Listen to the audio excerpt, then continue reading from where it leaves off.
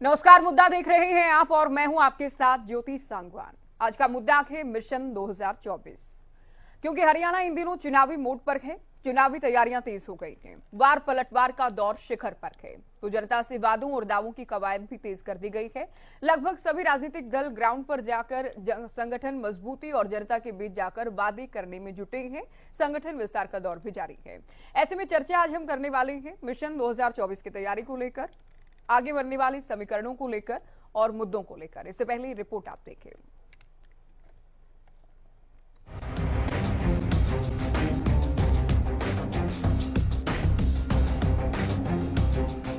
देश भर में इन दिनों राजनीतिक उठापटक का दौर लगातार जारी है। हरियाणा में भी 2024 से पहले तमाम राजनीतिक दलों ने कमर कस ली है। लगभग हर दल जमीनी स्तर पर खुद को मजबूत करने में जुटा है। मिशन 2024 को लेकर दावों और वादों का दौर तेज हो गया है। सीएम मनोहर लाल जनसंवाद कार्यक्रम के जरिए जनता के बीच में जा रहे हैं। जनता से संवाद कर शिकायतों का निवारण और सरकारी योजनाओं का क्रियान्वयन सुनिश्चित कर रहे हैं। तो अब बीजेपी प्रदेश अध्यक्ष ओपी धनखड़ ने भी कमान संभाल ली है। धनखड़ ने गुल्हा चिक्का से शुरुआत करते हुए 2024 को लेकर संगठन की मजबूती का शंखनाद कर दिया है। गोला विधानसभा का 2 दिन में कैथल चारों विधानसभाओं का दौरा है। जनता जनार्दन से मिलना है, कार्यकर्ताओं से मिलना है, नेताओं से मिलना है। हरियाणा की 90 विधानसभा का दौरा मैंने शुरू किया है और सब जगह सरकार की योजनाएं नीचे तक पहुंच रही हैं। पार्टी का काम कौन से मंडल में मजबूत है, कौन से में कम मजबूत है, अभी और मजबूत करना है। कौन कौन से ऐसे मुद्दे हैं उस इलाके के जो अभी एड्रेस करना है, कौन से मुद्दों से लोगों में बड़ी भारी खुशी है, कौन कितनी मेहनत कर रहा है, सारी चीज देख के जाऊंगा। बीजेपी जहां सरकार से संगठन हर स्तर पर जनता के बीच जाकर मिशन 2024 का रोड मैप तैयार कर रही है, तो वहीं गठबंधन के सहयोगी जेजेपी ने भी सांगठनिक कार्यक्रमों को रफ्तार दे दी है। उधर मुख्य विपक्षी पार्टी कांग्रेस विपक्ष आपके समक्ष और हाथ से हाथ जोड़ो अभियान के जरिए जनता के बीच में जा रही है और मुख्य तौर पर नेता प्रतिपक्ष भूपेंद्र हुड्डा और राज्यसभा सांसद दीपेंद्र हुड्डा गठबंधन सरकार को आड़े हाथों ले रहे हैं। आगामी चुनाव को लेकर बड़े बड़े वादे भी किए जा रहे हैं। आएगी तो 6000 देंगे हमने, और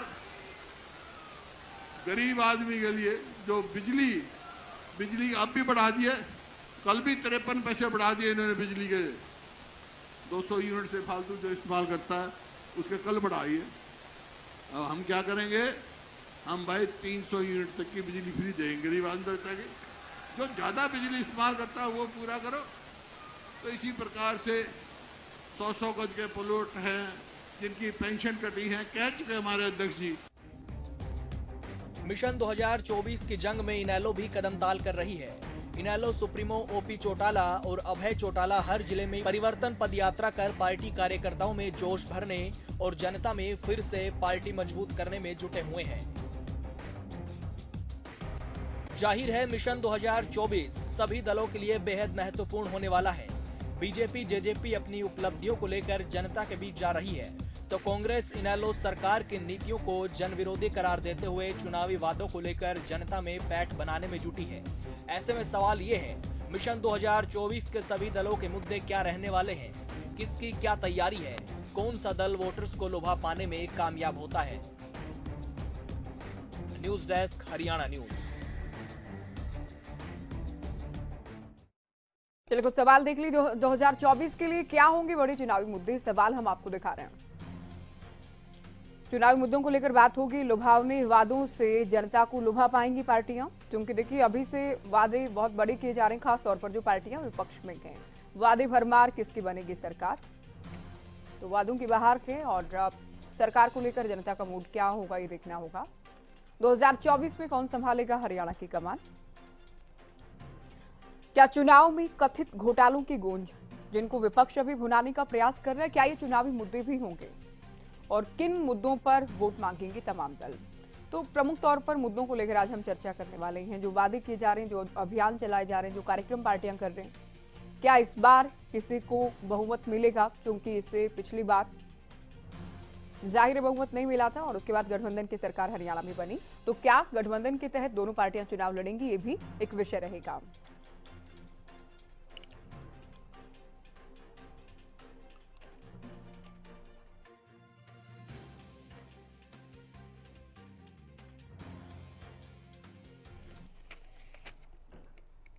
तो आज का मुद्दा क्या है, रिपोर्ट आपने देखी और सवाल क्या कुछ होंगे ये हमने आपको ग्राफिक्स के जरिए दिखाया। कुछ खास मेहमान हमारे साथ जुड़ गए हैं। बीजेपी प्रवक्ता प्रवीण अत्री जी, कांग्रेस प्रवक्ता वेद प्रकाश विद्रोही जी हमारे साथ जुड़े हैं, जेजेपी प्रवक्ता मनदीप बिश्नोई जी, इनेलो प्रवक्ता ओंकार सिंह जी और राजकुमार सिंह वरिष्ठ पत्रकार हमारे साथ जुड़े हैं। स्वागत है आप सभी का। शुरुआत प्रवीण अत्री जी आपसे। अब चूंकि प्रवास कार्यक्रम ओपी धनखड़ भी कर रहे हैं, इससे पहले सीएम साहब की ओर से जनसंवाद कार्यक्रम किया जा रहा है, क्या ये चुनाव की तैयारियों के तौर पर ही देखा जाए इसे? जनता पार्टी तो लगातार जनता के बीच में रहने वाली पार्टी है। हमारे कार्यकर्ता लगातार जनता के बीच में रहता है। सरकार ने जो कार्य किए हैं, सरकार ने जो योजनाएं चलाई है, जो हरियाणा प्रदेश में विकास हुआ है, उनका धरातल के ऊपर वो सही तरह से पहुंच रही है। इसके लिए सरकार अपनी तरफ से प्रयास कर रही है। भारतीय जनता पार्टी की कार्यशैली लगातार जनता के बीच में रह के जनता के साथ संवाद रखना, ये हमेशा से रही है। भारतीय जनता पार्टी तो वो राजनीतिक दल है, जब कोविड का समय था, जब बाकी राजनीतिक दल घरों में दुबके बैठे थे, तब भी भारतीय जनता पार्टी का कार्यकर्ता जनता के बीच में था। तब भी हम जनता की समस्याएं, जनता समाधान जनता के बीच में जाके कर रहे थे।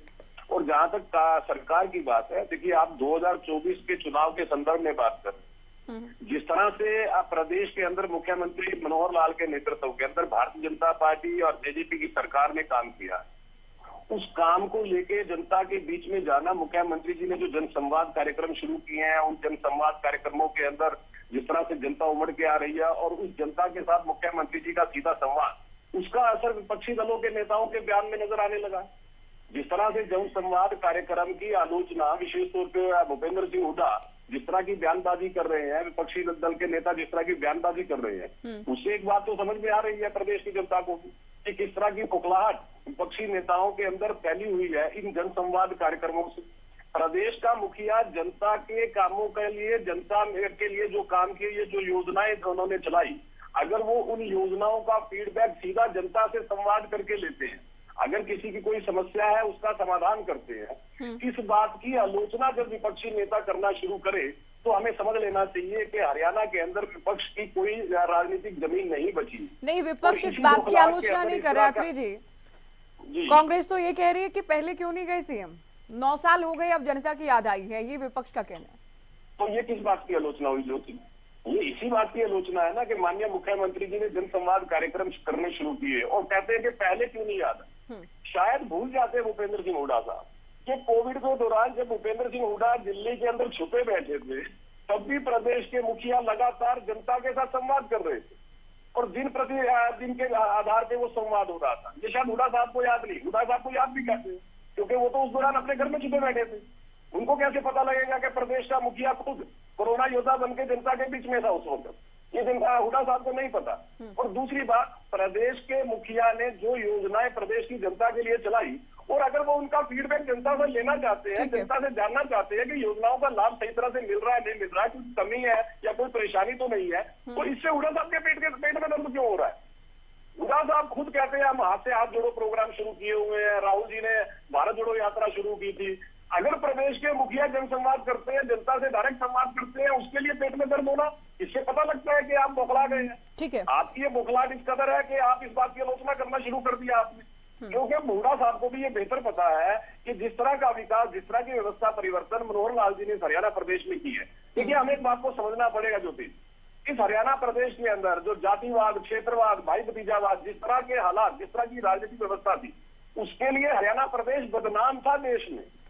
इस मुख्यमंत्री ने तो इस व्यवस्था को बदल के, इस व्यवस्था को दरकिनार करके हरियाणा एक, हरियाणवी एक, इसके ऊपर काम करना शुरू किया। चलिए अभी चर्चा को, ठीक है, सरकार की योजनाओं का लाभ आम आदमी तक सीधा पहुंच रहा है, इस तरह की व्यवस्था बनाई, और शायद यही वजह है कि हुड्डा साहब को इतनी परेशानी होती है। चलिए चर्चा को आगे ले जाते हुए विद्रोही जी, आप लोग भी विपक्ष आपके समक्ष कार्यक्रम आप लोग कर रहे हैं, साथ ही हाथ से हाथ जोड़ो अभियान, उससे पहले राहुल गांधी भी 7 जिलों को कवर करते हुए भारत जोड़ो यात्रा हरियाणा से लेकर निकले, लेकिन बिना संगठन के बिना संगठनात्मक नियुक्तियों के, बिना जो जिम्मेदारियां दिए कैसे चुनाव में आप लोग जाएंगे? चूंकि चुनाव की तैयारियां हैं, वादों का दौर भी शुरू हो चुका है, लेकिन संगठन दूर दूर तक नहीं दिखता। ज्योति जी, आपको, राजकुमार सिंह जी को, भाई परवीन अत्रे जी को, ओंकार सिंह जी को, मनदीप सिंह जी को और आपके दर्शकों को मेरा नमस्कार। देखिए, कांग्रेस का संगठन बहुत मजबूत है। औपचारिक रूप से पदाधिकारी नहीं है। की आवाज थोड़ी कम है ज्योति जी, बढ़वाएंगे प्लीज। जी, पीसीआर आवाज बढ़ाएं। जी, औपचारिक रूप से कांग्रेस का संगठन नहीं है।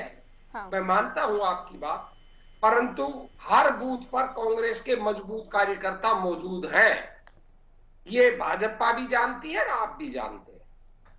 कांग्रेस में इतने ज्यादा मजबूत कार्यकर्ता, इतने भूतपूर्व विधायक, भूतपूर्व सांसद हैं कि कांग्रेस में संगठन न होते हुए भी बहुत मजबूत संगठन मौजूद है।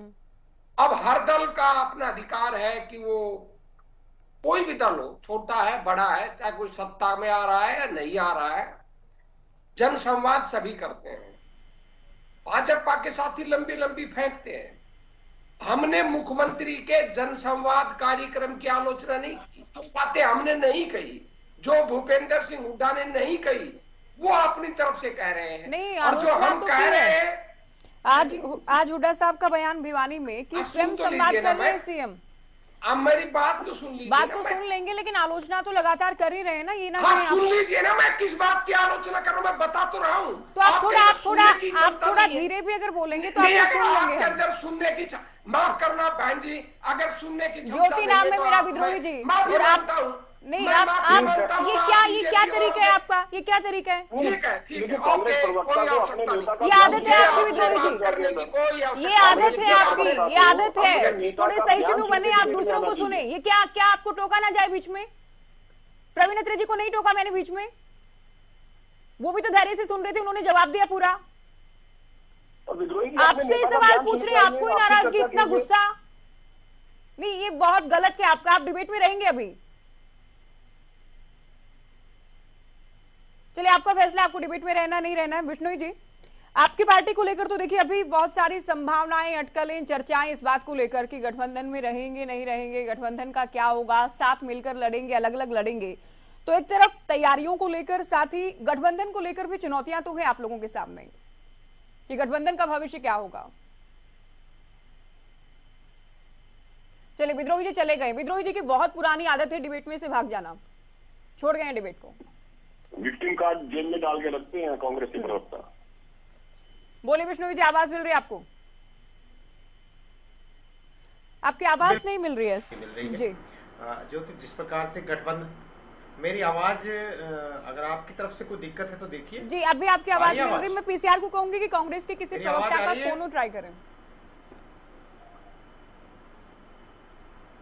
मैं अपनी बात रखूं ज्योति? जी बिल्कुल बिल्कुल।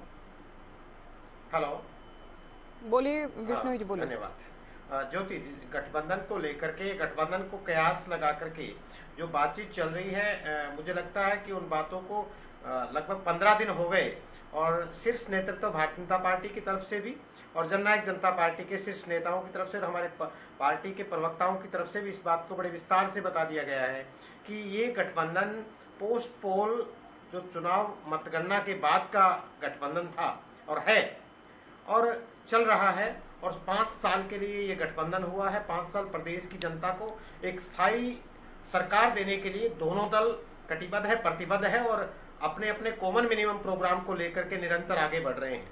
और रही बात संगठनिक की, तो संगठन का पुनर्गठन करना एक प्रक्रिया है लोकतांत्रिक व्यवस्था की। चुनाव राजनीतिक पार्टियों के लिए एक त्योहार के तौर पर होता है, लेकिन जननायक जनता पार्टी जननायक चौधरी देवीलाल की विचारधारा को लेकर के आगे बढ़ रही है। हमने तो सदैव जनता के बीच में रहे हैं, चाहे वो कोविड काल आया हो, चाहे वो किसान आंदोलन के समय जगह जगह रास्ते बंद थे, लेकिन फिर भी प्रदेश के उप मुख्यमंत्री दुष्यंत चौटाला जी लगातार जनता के बीच में रहे।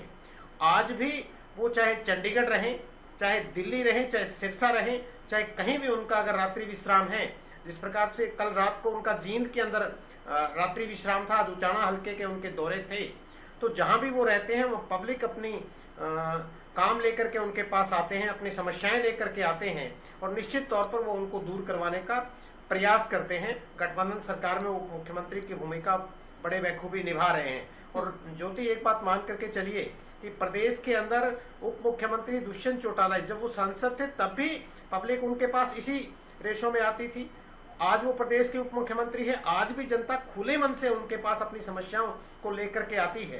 प्रदेश के अंदर एक युवा नेता, एक युवा चेहरा जिसके पास जनता आकर के अपनी बात रखती है, और आने का कारण भी यही है, निरंतर लोगों का उनके पास आने का केवल और केवल यही अभिप्राय है कि जनता के काम हो रहे हैं, जनता की सुनवाई हो रही है, और लोकतंत्र में जिंदा वही रहता है जो लोगों की सुनता है।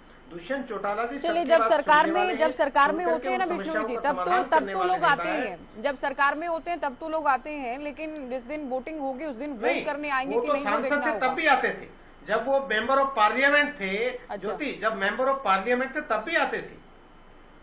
चलिए, आप लोग फोन कट गया।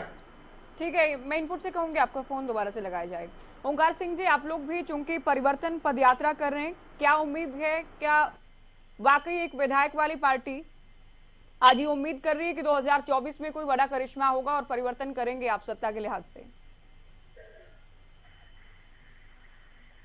देखिए ज्योति जी, लोकतंत्र में जनता सर्वोपरि होती है, कोई व्यक्ति विशेष सर्वोपरि नहीं होता। लोकतंत्र की एक बहुत बड़ी खासियत है कि राजा माँ के पेट से पैदा नहीं होता, जनता पैदा करती है। जहां तक तो आप एक विधायक वाली पार्टी की बात कर रहे हैं, 1977 में कांग्रेस के 3 विधायक थे, 1987 में इनके 5 विधायक थे। तो ये तो देखिए अप्स एंड डाउन तो आते रहते हैं। 2019 में क्या परिस्थिति, इससे आप भली भांति, आपको भी पता है कि क्या परिस्थिति थी। परिवार में भी टूट हुई, पार्टी में भी टूट हुई, और कुछ थाली के बैंगन इधर उधर भाग भी गए, ये सबको मालूम है।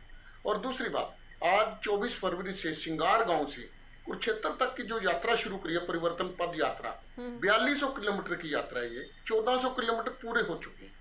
और देखिए 90 के 90 हल्के में एक हल्के में 3-3 दिन रात्रि विश्राम है।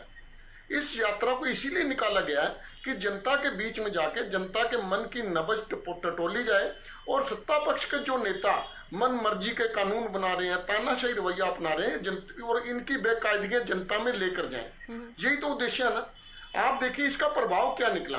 24 फरवरी को यात्रा शुरू हुई, उसके बाद मुख्यमंत्री जी का जन संवाद कार्यक्रम, अच्छी बात है, शुरू करना चाहिए, कौन कहता ना करो। जनता के बीच में जाना बहुत बड़ी बात होती है, लेकिन एक बात तो प्रश्न तो उठता है, तो परिवर्तन पद यात्रा से पहले फिर भारत जोड़ो यात्रा अभी तक आपने सीएम विंडो खोल रखी थी।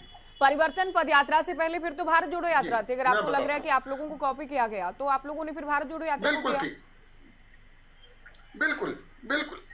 मैं बताता हूँ, भारत जोड़ो यात्रा प्रत्येक हल्के में नहीं गई। हमारी यात्रा 4200 किलोमीटर के, मैं बार बार करूं, प्रत्येक हल्के में 3 दिन विश्राम करेगी। और कृपया मेरे को अपनी बात पूरी करने दीजिए। देखिए 9 साल होने को हैं, अभी तक तो मुख्यमंत्री को गांव याद नहीं आए। आज ऐसा क्या हुआ कि खेत में जाके किसान की बाली के गेहूं के दाने गिनने पड़ गए। तो फिर आप लोग देखिए, आप लोगों को गुस्सा बड़ा जल्दी आता है। ठीक है, आप ये कह रहे हैं कि सीएम को याद नहीं आया। पिछला कार्यकाल में बता दूं, सीएम मनोहर लाल ने सभी 90 हल्कों में रैलियां की थी, जहां विपक्ष के विधायक थे, वहां भी विकास कार्यों की सौगात दी थी, हर एक जिले में कार्यक्रम किए थे।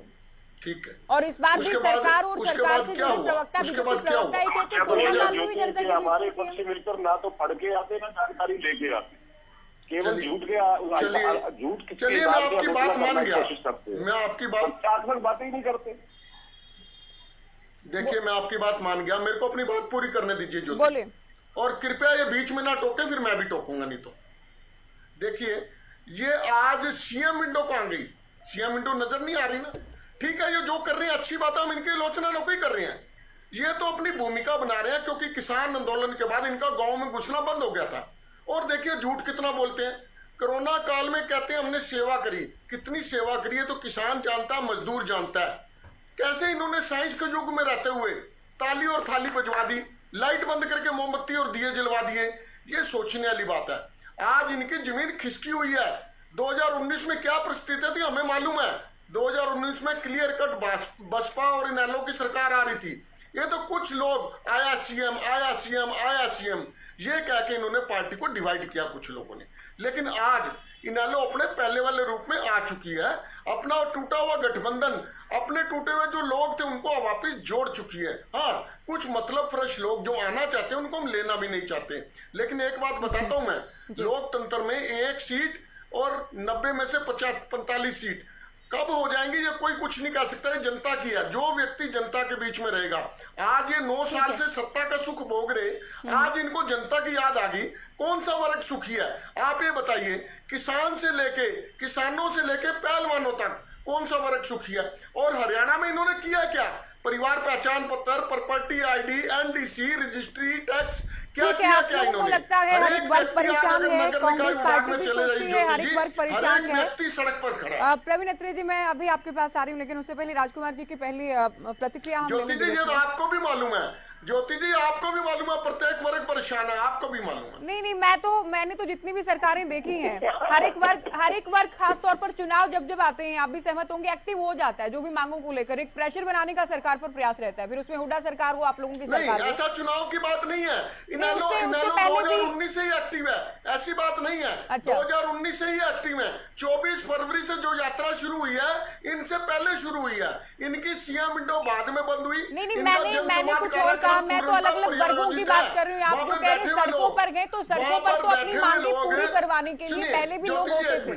कुछ ऐतिहासिक या अलग नहीं हुआ इस सरकार में। वहाँ जो सीएम के कार्यक्रम में बैठे होते हैं ना, उनको पता होता है कि किससे क्या सवाल पूछना है, उनको पता होता है सीएम। मैं अभी चर्चा को आगे नहीं जाती हूँ। राजकुमार जी, हमारे गांव में से 13 लगे, ये प्रायोजित कार्यक्रम। ठीक है, आपने विस्तार से अपनी बात कह दी, आप अभी दूसरों को भी सुने।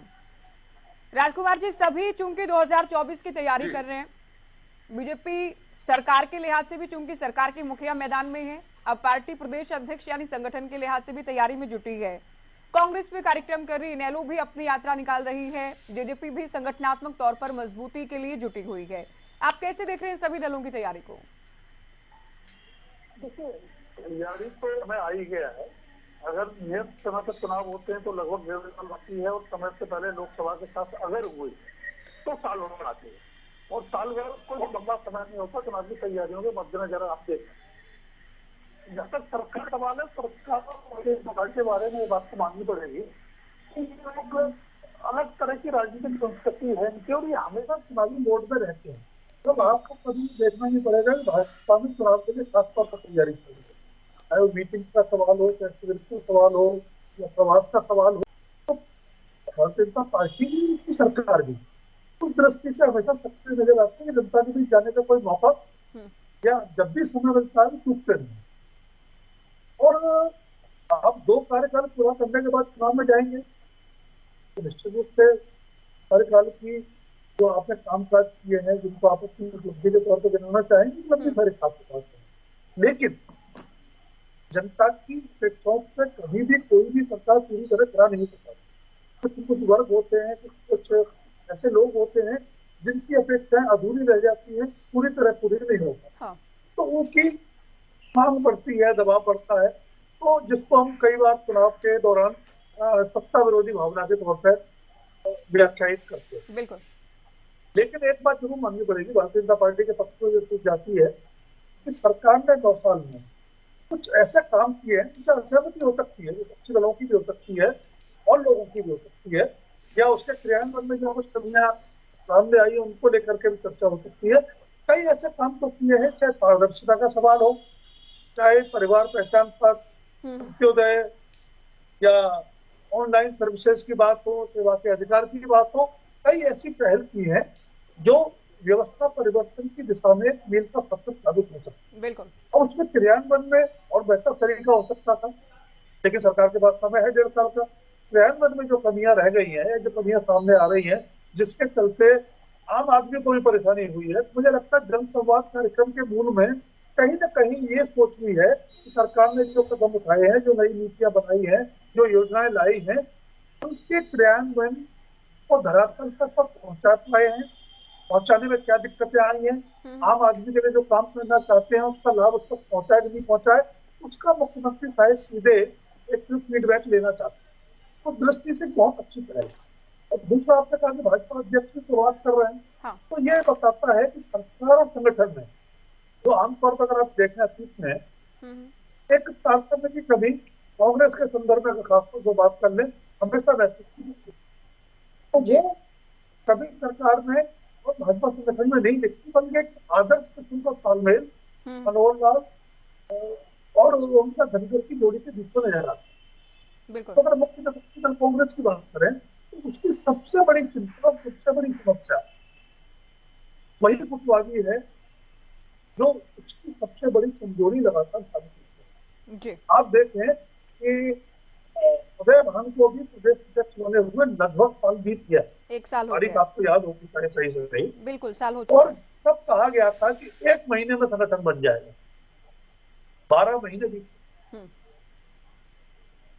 ये कहना बहुत आसान है कि कांग्रेस बड़ी पार्टी है, कार्यकर्ता बहुत ज्यादा है, भूतपूर्व विधायक बहुत ज्यादा है, वो सब है जगह, लेकिन संगठन का काम है बिल्कुल। कांग्रेस को एहसास हो जाना चाहिए पिछले 9 साल में संगठन न बन पाने के चलते उसको कितनी बड़ी चुनावी स्थिति उठानी पड़ी है, और लेकिन उसका कोई सबक सीखा हो ऐसा नजर नहीं। बिल्कुल, देखिए 2 बातें आपने बड़ी कही कि संगठन, जी बात पूरी कीजिए।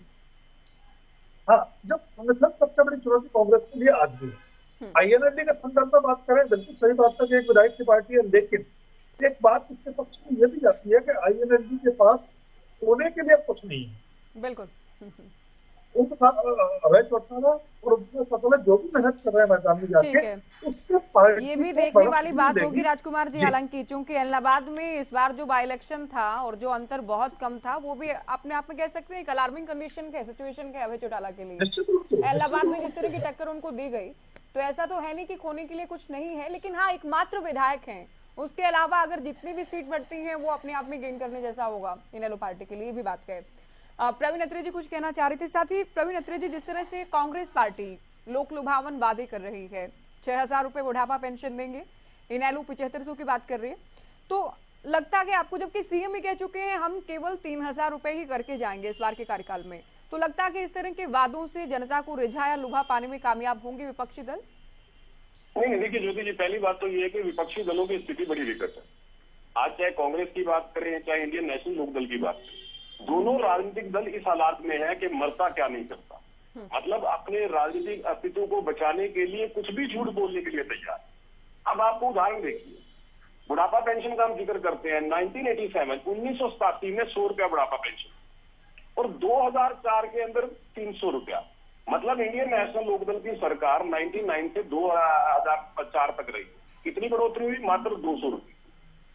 और आज वायदा क्या कर रहे हैं कि हम 7,000 दे देंगे, मतलब अपने 6 साल के कार्यकाल में जिस राजनीतिक दल ने सत्ता में रहते 200 रुपये। अब 96 से लेकर 2004 तक की बात करें तो बीजेपी गठबंधन में थी, हविपा के साथ भी आप लोग गठबंधन में थे, बल्कि 87 में भी, इसके बाद आप लोग 96 में भी थे, आप लोग चौटाला सरकार में भी साथी थे गठबंधन के, छोटी पार्टी थे। बता रहा, हाँ ये अब आपने साथी थे, छोटे से साथी थे। अब देखिए दूसरी बात, यहाँ पे किस तरह की बेचारगी दिखाई जा रही है। हालांकि इस डिबेट ने काफी हद तक बता दिया कि विरोधियों की स्थिति क्या है। एक पार्टी का प्रवक्ता डिबेट छोड़ के चला गया क्योंकि कहने सुनने के लिए कुछ था नहीं, वो चाहते थे मैं थोड़ा झूठ बोलूं, झूठ बोलने नहीं दिया गया तो वो डिबेट छोड़ के चले। दूसरी पार्टी के प्रवक्ता बेचारगी दिखा रहे हैं कि साहब परिवार टूट गया, साहब पार्टी टूट गई, साहब कुछ लोग दाएं बाएं चले गए, लेकिन असली वजह नहीं बताते कि पार्टी का नुकसान कहाँ हुआ। जब पार्टी ने कुछ लोगों को टिकट देके ये कहा कि साहब चुनाव लड़िए विधानसभा का, और वो लोग बीच चुनाव छोड़ के भाग गए, पार्टी की टिकट का अपमान किया, बीच में चुनाव छोड़ दिया, उससे ज्यादा पार्टी की बेइज्जती क्या होगी? उससे ज्यादा पार्टी का अपमान क्या होगा? उससे ज्यादा पार्टी का नुकसान क्या होगा? उन लोगों में पूछे हम बीच में, जब आप चंडीगढ़ से टिकट लेकर चले गए तो आपको पार्टी का बदनाम करना चाहिए था, आपको जनता के बीच में जाना चाहिए था, जनता का मैंडेट लेना चाहिए था, लेकिन आपको पता था कि आपको लोगों की पड़ने वाली। तो जब आपने पार्टी स्थिति कर दी कि आप चुनाव छोड़ के भाग जाए तो इससे पार्टी का नुकसान ही होगा। अब समझिए स्थिति क्या है। देखिए, इस प्रदेश के अंदर पहले जो सरकारें होती थी ताकतवर लोगों की, सत्ता के जो नजदीक होते थे, सत्ता के कहते होते थे, ओंकार सिंह जी आप साथ मत बोलिए, अभी आपको सभी ने सुना, जब तक आपकी बात कंप्लीट नहीं हुई सभी ने बड़ी शांति और धैर्य से आपको सुना। ऐसा है ज्योति जी, आप पीड़ा समझ लीजिए, लेकिन आप बीच में मत बोलिए। पीड़ा को समझिए, किसी ने इनकार नहीं किया, लेकिन आप बीच में मत बोलिए। देखिए ज्योति, पहले क्या होता था, पहले की सरकारें होती थी ताकतवर लोगों की, सत्ता के जो नजदीकी होते थे, सत्ता के जो चहेते होते थे, उनकी सरकार होती थी। आम जन की सरकार तो होती नहीं थी ना, आम जन को सरकार की योजनाओं का लाभ प्राप्त होता था। और इसके कई उदाहरण है, वो भी मैं आपको दूंगा। मुख्यमंत्री मनोहर लाल ने तकनीक के सहारे पहली बार हरियाणा के अंदर ये दिखाया कि आम आदमी सरकार में कैसे सहभागी हो सकता है, आम आदमी की सरकार किस तरह से चलती है। मुख्यमंत्री मनोहर लाल ने नगर दर्शन पोर्टल, ग्राम दर्शन पोर्टल शुरू किए। किस लिए शुरू किए कि जो आम आदमी है वो अपनी डिमांड सीधा मुख्यमंत्री तक पहुंचा सके कि उसको कहाँ नाली बनवानी है, कहाँ उसको गली बनवानी है, कहाँ कौन सी ऐसी विकास का काम है जो नहीं हुआ है वो करवाना है। तो जब कोई मुखिया सरकार को आम जनता तक पहुंचा दे, जनता को उसमें सहभागी बना दे, मतलब ये साबित करे कि ये सरकार आम आदमी की सरकार है, ये परिवर्तन सबसे बड़ा है जो हरियाणा प्रदेश के अंदर हुआ। और इस परिवर्तन का लाभ आम जनता को किस तरह से हो रहा है वो हम देख रहे हैं। बिल्कुल, जिस तरह की आलोचनाएं लगातार हो रही हैं, उन आलोचनाओं को अगर आप ध्यान से देखेंगे तो जन संवाद के ऊपर जो सवाल खड़े किए जा रहे हैं, माननीय मुख्यमंत्री जी ने तो बाकायदा जन संवाद पोर्टल शुरू कर दिया कि जन संवाद में जो लोग आते हैं अपनी समस्याओं को लेके, उनकी समस्याओं को बाकायदा उस पोर्टल पे अपलोड किया जाए, उसकी मॉनिटरिंग हो, उसका समाधान हो। कांग्रेस पार्टी को पोर्टल से ही सबसे बड़ी परेशानी है कि आप पोर्टल से ही सिस्टम चला रहे हैं। सरकार का क्या फायदा है सरकार चुनने का, पोर्टल भी सरकार चला लेगा। क्यों परेशानी है ये बताता हूँ आपको। देखिए पहले क्या होता था, जिस तरह की धांधली होती थी, बुढ़ापा पेंशन का उदाहरण ले लीजिए, 3.25 लाख ऐसी पेंशन जाती थी जो लोग दुनिया में नहीं थे, मतलब उनका पैसा जिन लोगों की जेब में जा रहा था। जैसे मुख्यमंत्री ने ऑनलाइन सिस्टम शुरू किया, डीबीटी शुरू की, सीधा बैंक खाते में डालना शुरू किया, तो लोगों को तकलीफ होनी थी। आपकी बात आ गई। अभी चूंकि आपने कहा कि कांग्रेस पार्टी के प्रवक्ता भाग गए हैं तो अभी केवल ढींगरा जी आ गए हैं। ढींगरा साहब, मैंने चूंकि जनसंवाद कार्यक्रम को लेकर ही हुड्डा साहब ने जो कटाक्ष किया उस पर विद्रोही जी से सवाल पूछा था, वो बुरा मान गए, हालांकि वो डिबेट से चले गए। लेकिन मैं आपसे सवाल करूंगी कि सीएम भी मैदान में है, जनसंवाद कर रहे हैं, ओपी धनखड़ प्रवास कार्यक्रम कर रहे हैं, दोनों ही नेता सभी 90 हलकों में जाने वाले हैं, आप लोगों के भी अपने कार्यक्रम के। लेकिन जैसा कि राजकुमार जी ने कहा कि गुटबाजी एक बड़ी चुनौती रहेगी। हुड्डा साहब कोई डाउट नहीं है कांग्रेस के सबसे बड़े नेता हैं हरियाणा में, लेकिन उनकी स्वीकार्यता कितनी होगी, क्या संगठन बनाने में कामयाब होंगे उदय भान? बहुत सारी चुनौतियां और बहुत सारी लड़ाई वो जो कि कांग्रेस को खुद के भीतर लड़नी है मिशन 2024 को लेकर, मानेंगे? ज्योति जी, ये राजकुमार जी को लगता होगा, मैं कहता हूँ लगता रहे, कोई दिक्कत नहीं है, लेकिन लोगों को क्या लगता है, सवाल ये है लोगों को जो बीजेपी में 9 साल में पिटाई करी है लोगों की, उनको क्या लगता है, सवाल ये है। और ये दूसरा सवाल ये भी है, जो ये इधर उधर की बात कर रहे हैं कि हमने ये दे दिया, उन्होंने ये दे दिया, उन्होंने ये दे दिया, सवाल ये है जनता इस समय क्या चाहती है, जनता को क्या मिला इनसे, बीजेपी सरकार से। जनता ने इनको वोट दी थी, जनता ने पहली बार वोट दी और कितनी बार डंडे खाए, और अब दोबारा जो जनता ने इनको जिताया ही नहीं, 40 सीटें दी। जब 40 सीटें दी तो भी इन्होंने ऐसे आदमी के साथ मिलकर सरकार बनाई जो इनको जमुना पार पहुंचा रहे थे, उन लोगों को अपनी गोदी में बिठाकर। केवल जी, मैं उम्मीद करूंगी कि आप नाराज नहीं होंगे, लेकिन 2009 में आप लोगों ने क्या किया था? आप लोगों की भी तो 40 सीटें थी, क्या किया था? आप लोग निर्दलीय थे, हजका के विधायक। मैंने हुड्डा साहब से भी हमारी कॉन्क्लेव में सवाल पूछा, इन्होंने तो गठबंधन किया है, पोस्टपोल अलायंस का तो ये तो प्रावधान है, इसमें तो कोई डाउट है ही नहीं। लेकिन 2009 में जो सरकार बनी उसको लेकर तो आज भी बीजेपी से लेकर जेजेपी सवाल करती है आप लोगों से। मैं अभी सवाल का जवाब देता हूँ ना। 2009 के अंदर हमारी और इंडिपेंडेंट मिलकर सरकार बन चुकी थी, और सरकार बनने के बाद भाजपा के लोग वहां से हमारे साथ आ गए, तो इसमें क्या गलत बात है? हम किसी ऐसे आदमी को लेकर नहीं आए जो हमें यमुना पार पहुंचा रहा था, हमने किसी ऐसे आदमी को नहीं दिया। तो हजका तो 2007 में हुड्डा साहब के खिलाफ जाकर ही पार्टी बनी थी। देखिए, चिक्का चिल्ली करेंगे तो डिबेट नहीं होती, सबको चुप कराइए, मैं जवाब देता हूँ। ठीक है, बोलिए, आप बोले। देखिए, मैं ये कह रहा हूँ, जिस समय हमारे 40 आए थे 2009 में, इंडिपेंडेंट जो थे वो कांग्रेस से ही टूटे हुए लोग थे, हमारे साथ वो वापिस आ गए, हमने उनके साथ ही मिलकर सरकार बनाई थी। उसके बाद हटका वाले हमारे साथ आए थे। आपको मैं फिर बताना चाहता हूँ, आप इस बात को चेक कीजिएगा।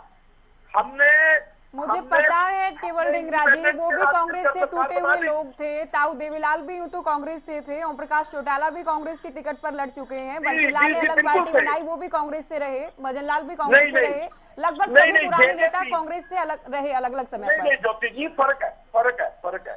मैं आपको बताता हूँ, इन्होंने जो चुनाव लड़ा था जेजेपी ने, इन्होंने ये कहा था कि हम बीजेपी को यमुना पार पहुंचा के आएंगे, ठीक है। इसलिए लोग वोट दें इनको, इसलिए वोट नहीं दे, इसलिए वोट दे कि बीजेपी को यमुना पार पहुंचा देंगे। बीजेपी के गलत काम जो 5 साल के थे, उसके अगेंस्ट वोट जेजेपी ने मांगा था। ठीक है। अगर आप उसको सारी डिबेट को निकाल ले, उस सारी चर्चा को निकाल ले, तो जेजेपी की चर्चा आपके सामने आ जाएगी। ठीक है। और आज इन्होंने क्या किया? आज इन्होंने उल्टा काम किया जेजेपी के साथ। जेजेपी आज कहती है कि हम 5100 पेंशन की बात करके तो सत्ता में आए, इन्होंने कहा तो 3000 ही देंगे। हम नहीं जानते फिर जेजेपी ने क्या वायदा किया। इन्होंने जेजेपी के वायदे को खत्म कर दिया, झुठला दिया। आपके सामने है, डोमेन में है। और अभी भी, आज भी जो मैं बात आपको कह रहा हूँ, आज भी जनता के ऊपर है। जनता, आप देखिए, ई टेंडरिंग के ऊपर सरपंचों को डंडे किन्होंने मारे? बीजेपी सरकार ने मारे। एजुकेशन टीचरों को डंडे किसने मारे? बीजेपी की सरकार ने मारे। किसानों को डंडे किसने मारे? बीजेपी की सरकार ने मारे। 750 किसान किस टाइम पर शहीद हुए? बीजेपी की सरकार के। इन्होंने उनके ऊपर कीलें बिछाई, इन्होंने उनके ऊपर पानी की बिछारें छोड़ी, इन्होंने कर्फ्यू लगाए, इन्होंने उनके ऊपर डंडे बरसाए, और ये कह रहे हैं कि हमें लोगों ने वोट देनी है। आप राजकुमार जी को हिदायत देना चाहता हूँ, बात समझाना चाहता हूँ। ये थे इस समय पत्रकार, इनको तो सारी चीजें मालूम है, और ये कहते हैं कि कांग्रेस में गुटबाजी है। कांग्रेस में कोई गुटबाजी है ही केवल नहीं। जी, इनको क्यों हिदायत दे रहे हैं आप? इनको क्यों हिदायत दे रहे हैं? क्या गलत कहा इसमें? क्या गलत कहा इसमें? क्या गलत कहा इसमें? कांग्रेस में बहुत बड़े नेता हैं और कांग्रेस के अलग अलग धड़े हैं, ये जग जाहिर है। मेरी बात, अगर राजकुमार जी किसी दल के साथ, राजकुमार जी ने कुछ भी गलत नहीं कहा। पत्रकारिता छोड़कर राजकुमार जी ने कुछ भी गलत नहीं कहा। केवल जी, मैं खुद ही कह रही हूँ, हुड्डा साहब बड़े नेता हैं, लेकिन उनके साथ कितने नेता और चलेंगे? कुमारी सैलजा कुछ कहती हैं, किरण चौधरी कुछ कहती हैं। नहीं, राजकुमार जी को नसीहत ना दें। राजकुमार जी किसी भी दल से जुड़ सकते हैं, हम क्या कर सकते हैं? हम नहीं कुछ कर सकते। नहीं, आप गुटबाजी पर इतने परेशान होने के बजाय इसको कुछ समाधान ढूंढे आप लोग। प्रवीण जी कुछ नहीं, ये बिल्कुल निष्पक्ष हमारे साथ, देखिए राजकुमार जी जुड़ते हैं और पूरी तरह से सभी पार्टियों को लेकर संतुलित बात रखते हैं। ये बड़ी संतुलित बात करते हैं, निष्पक्ष बात करते हैं। नहीं, केवल जी, अभी आप सुने। किसी दिन आपकी तारीफ करेंगे, आपकी पार्टी की तारीफ करेंगे, उस दिन आपको अच्छे भी लगेंगे राजकुमार जी। सुनिए तो सही, नहीं, बीजेपी के एक्स-एमएलए हमारे पास आए हैं, गुटबाजी के तौर पे आए हैं, कैसे आए? 21 बीजेपी के एमएलए कांग्रेस ज्वाइन कर चुके हैं, क्या गुटबाजी के तौर पे ज्वाइन करेंगे? एमएलए नहीं होंगे, एमएलए कैसे? बीजेपी में गुटबाजी है, इसलिए ज्वाइन करें। 21 एमएलए कर जाएंगे तो आपको पता है, फिर तो आप लोग बड़ा उलटफेर कर देंगे। चलिए, प्रवीण जी कुछ कहना चाह रहे हैं। प्रवीण जी की बात, विष्णु जी के बारे में प्रवीण जी बोलिए, संक्षेप में कहिएगा। पहली बात कुछ भी आगे जवाब देता हूँ, मेरी बात सुनिए। साहब, आपकी बात पूरी हो तो गई, अभी आप सुन लीजिए, आपकी बात हो गई है सर। अरे ढींगरा जी, आप छोड़ के भागो, डिबेट छोड़ के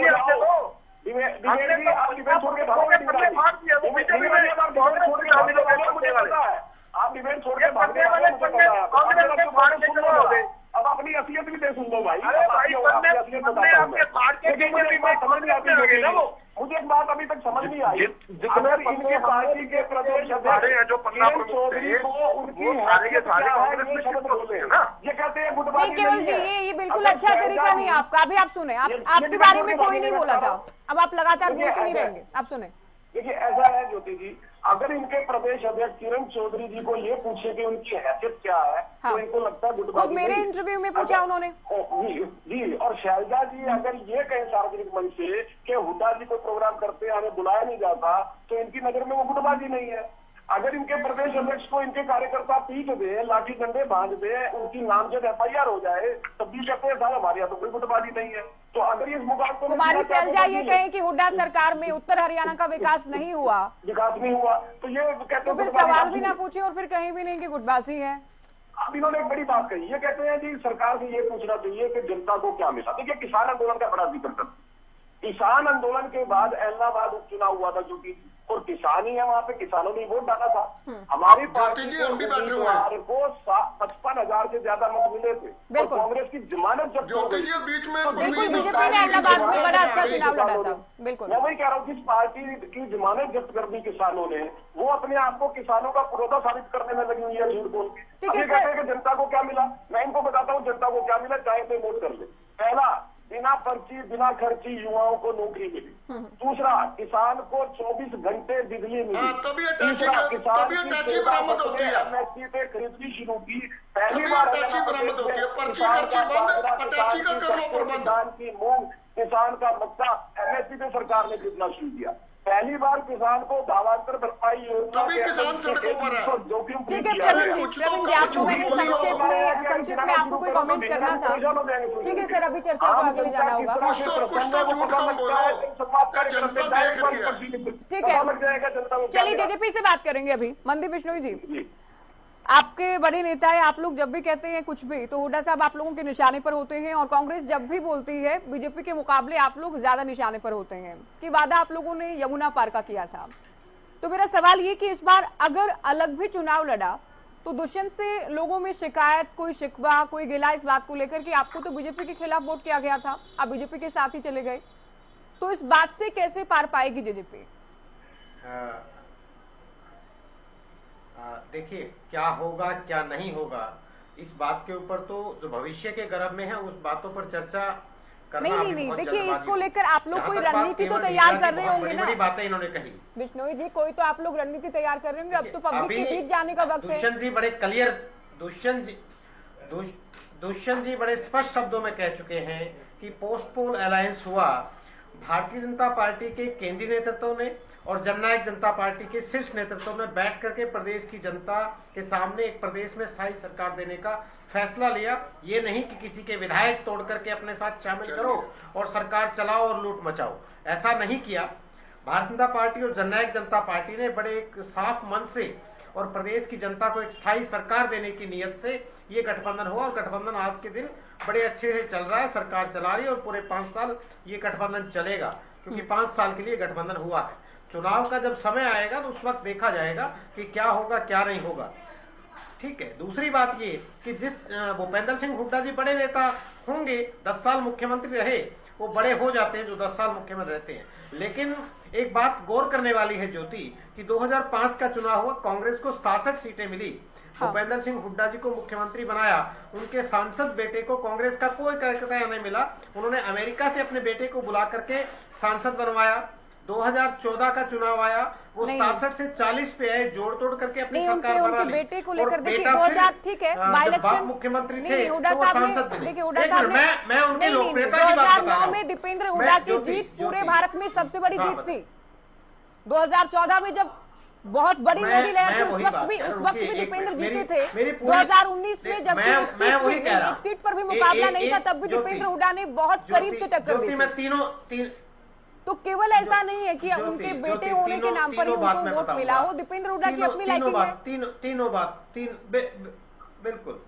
बिल्कुल बात मैं वही बताऊंगा कि 2005, 2009 और 2014 में जब वो एमपी बने, उनके पिता मुख्यमंत्री थे, और 2019 का जब चुनाव आया, पिता मुख्यमंत्री नहीं थे, क्या हाल हुआ, पिता और पुत्र दोनों उस क्षेत्र से हार गए जिसके वो अपने आप को 2014 तो क्यों भूल गए आप? लोकप्रियता तो कुछ है नहीं। और कांग्रेस की जो हालत है, कांग्रेस की जो हालत है वो आज के दिन प्रदेश की जनता जानती है। इनकी जो दाल जो है वो जूतियों में बट रही है। शैलजा जी कुछ कह रही है कि संगठन नहीं बना रही, किरण चौधरी जो है वो विपक्ष आपके द्वारा जो कार्यक्रम है उसके ऊपर सवालिया निशान उठा रही है, संगठन इनका बन नहीं रहा है। मैंने चूंकि अभी हमने हमारी कॉन्क्लेव में और प्रवीण अत्रे जी भी थे, मैंने हुड्डा साहब से सवाल पूछा कि आप लोगों की गुटबाजी या शैलजा जो कह रही तो जेजेपी को लेकर उन्होंने कहा कि जेजेपी के विधायक क्या कहते हैं ये भी तो सुने ना।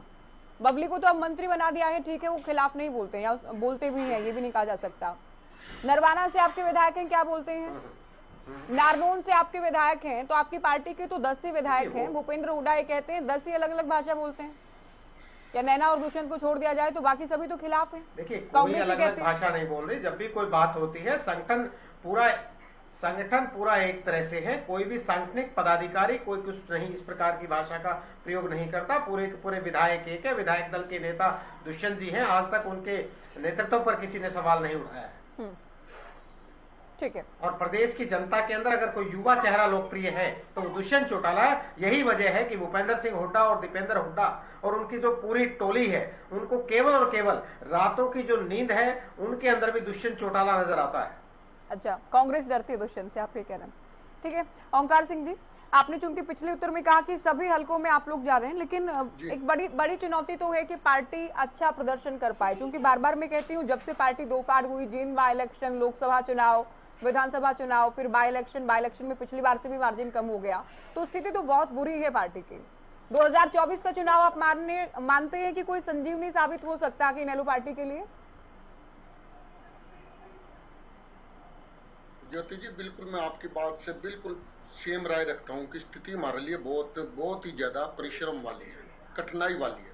लेकिन आप एक बात तो मानिए, इतनी कठिनाई वाली स्थिति में भी चौधरी अभय सिंह चौटाला अगर 4200 किलोमीटर की यात्रा कर रहे हैं, ये तो आपको मानना पड़ेगा ना जी।